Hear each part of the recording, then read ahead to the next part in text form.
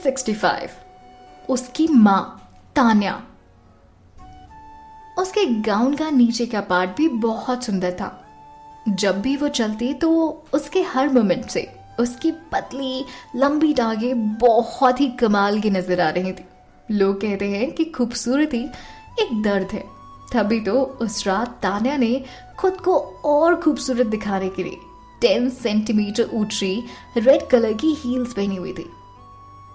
आज तान्या को बहुत प्रिटी, बहुत ब्यूटीफुल दिखना था। किसी और के लिए नहीं, सिर्फ आरव के लिए। वो बिल्कुल नहीं चाहती थी कि उसे इस तरह से बदसूरत देखकर आरव को एम्बैरेसमेंट झेलनी पड़े। इसलिए उसने सुंदर दिखने के लिए कोई कसर नहीं छोड़ी थी।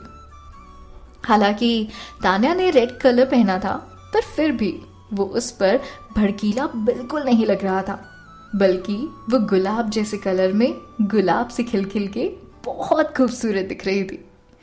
उस ड्रेस की वजह से तान्या में और भी ज्यादा कॉन्फिडेंस दिखाई दे रहा था। उसमें सूरज जैसी चमक नजर आ रही थी। उन दोनों गार्ड्स ने उस रात उसे खूबसूरत औरत बिल्कुल नहीं देखी थी। वो काफी हैरान थे उसकी खूबसूरती देखकर, बल्कि उन दोनों में उसे खूबसूरत औरत अपनी जिंदगी में कभी ना देखी हो ऐसे फील किया। वो अपने दिल की धड़कन को महसूस करके अपने मन में सवाल पूछ रहे थे, यार ये है कौन? तभी प्रखर अपनी चालाक मुस्कुराहट के साथ कहता है, दीदी काश काश मैं भी आपके साथ अंदर चलकर वो पल देख पाता जब अनु की नजर आप पर पड़ेगी। आज उसे पता चलेगा कि आखिर तान्या है कौन। शायद अब उस अनु को समझ में आ जाए कि क्यों उसे उसकी बहन को छोड़ी हुई ट्रीज मिली है। बहुत शौक है ना उसे आदित्य के साथ रहने का।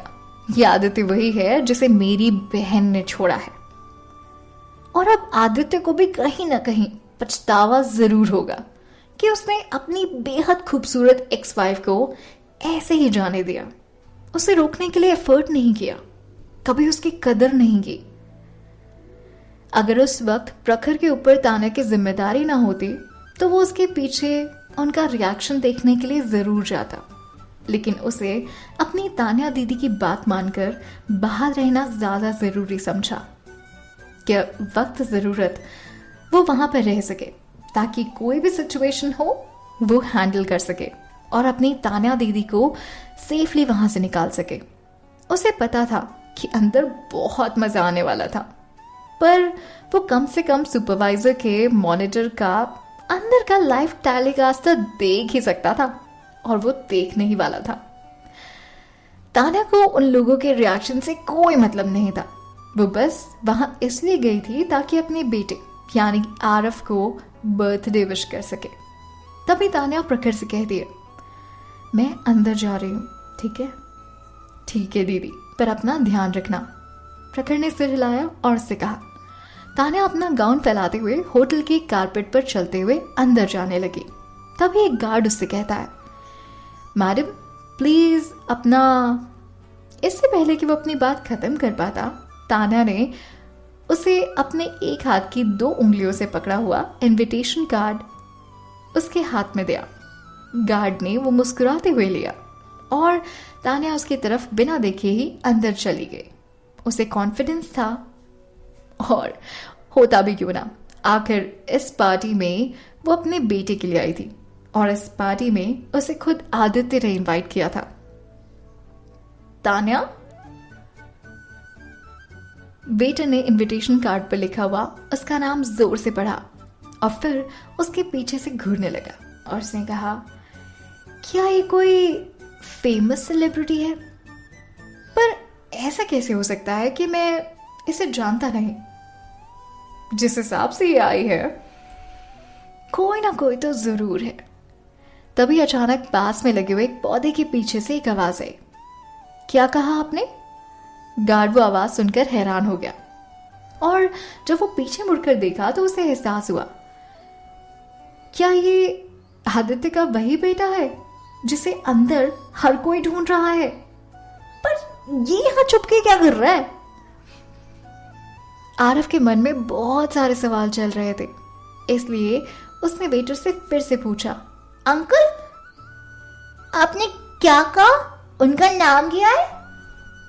वेटर ने प्यार से जवाब दिया, बेटा इनविटेशन कार्ड पर उनका नाम तान्या लिखा हुआ है। तान्या? आरव ने अपनी आंखें साफ की और फिर तान्या के पीछे पीछे वो भी चलने लगा। अंकल, ये आंटी तान्या है ना? यही तान्या है ना? वो औरत तान्या है, उसकी माँ। हालांकि आरव को उसकी माँ का फेस याद नहीं था। वो काफी छोटा था जब तान्या और आदित्य का डिवोर्स हुआ था, पर हाँ, उसका नाम वो बहुत अच्छे से जानता था। उसे याद था कि उसकी माँ का नाम तान्या है। उसने तब से तान्या का नाम अपने दिमाग में बिठा लिया था, जब से उसके परिवार ने उसे ये बताया था कि उसकी माँ का नाम तान्या है। आरव को बिल्कुल भी उम्मीद नहीं थी कि उसकी माँ अचानक से होटल में उस पार्टी में आएगी, उसकी बर्थडे पार्टी में। पर वो यहाँ क्या कर रही है? क्या मेरे बर्थडे पार्टी के लिए आई है? उस बच्चे की आंखों में एक चमक थी, अपनी माँ से मिलने की चमक। वो उस गुलाब सी ड्रेस में बड़ी कमाल की लग रही थी। अपनी माँ को अंदर जाने से रोकना चाहता था आरव, पर ऐसा कर नहीं पाया, क्योंकि वो लोग उसकी बर्थडे पार्टी के नाम पर उसके पापा यानी कि आदित्य और अनु आंटी की शादी अनाउंस करने वाले थे। जब तक आरव उसे आवाज दे पाता, तान्या अंदर जा चुकी थी।